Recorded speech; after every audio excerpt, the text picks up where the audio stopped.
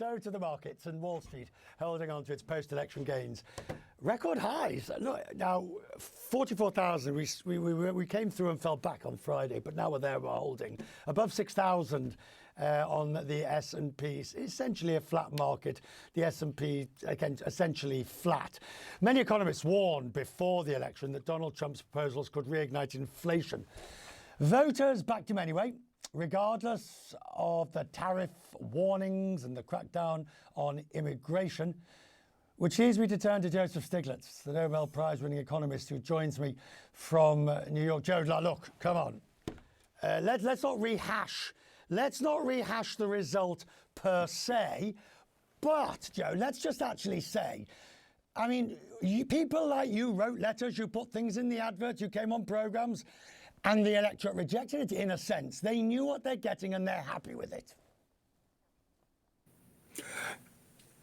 They'll have to live with it, that's for sure. What we don't know is the extent to which Trump will live up to his promises. We do know if he does live up to those promises, there's going to be some economic problems.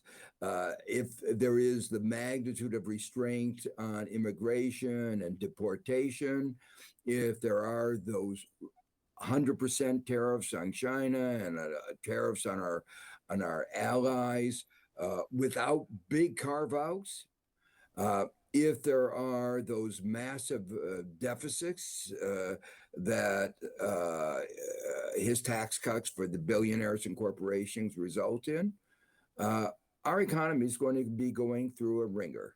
Yeah, but you see, the point is you won't see that in the 4 years. You won't see much of it in the 4 years unless the markets get spooked on debt. I agree. If it's tariffs, that might be. But if it's debt, this market has a capacity for ignoring the man walking in front of it with a red flag on debt that's legendary.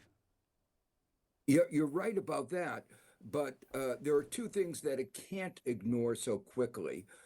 One of them is that the Fed, seeing the tariffs, if they're actually imposed, seeing the restrictions on immigration and the deportations, if they actually occur, it would be hard for a responsible Fed not to ignore the inflationary impulse that would give rise to. And that would mean it would raise interest rates, possibly quite significantly, and the market won't be able to ignore that. So yes, you're right. It may be able to ignore the actual deficits, estimates, $7 trillion over the next 10 years, but it won't be able to ignore what the Fed's response will be. I can hear some viewers saying, and I'm sure you've heard worse in your years, sir. I can hear some viewers saying, well, it's just sour grapes. All those Democrat-leaning economists now predicting financial Armageddon. Well, they would say that, wouldn't they? Well, it's interesting. I think if Trump had his way, he's already expressed that he would like to get rid of the head of the Federal Reserve. The head of the Federal Reserve said he's not resigning. We could be getting up to a little conflict here, but and that itself will be unsettling. But I think our laws are pretty strong that you can't remove the chairman of the Federal Reserve without cause. And I think it's going to be hard to do it through Congress, even if he controls it, the nature of the vote. When you get to a situation... when you get to a situation like this, where something that you feel very strongly about, and the conventional view on tariffs is exactly as you say. It's going to be inflationary. It's going to hit ordinary people. It's going to add people's cost of living. Do you get frustrated when you see that the electorate has decided something completely opposite?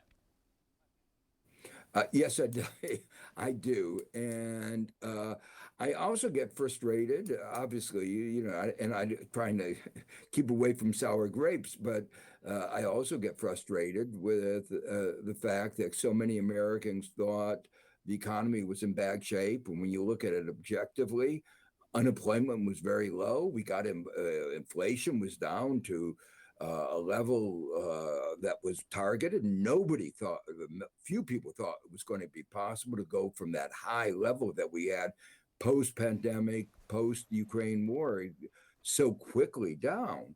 So in in terms of the standard macroeconomic indicators, we're in good shape. And yet many of the electorate thought the economy was not in good shape.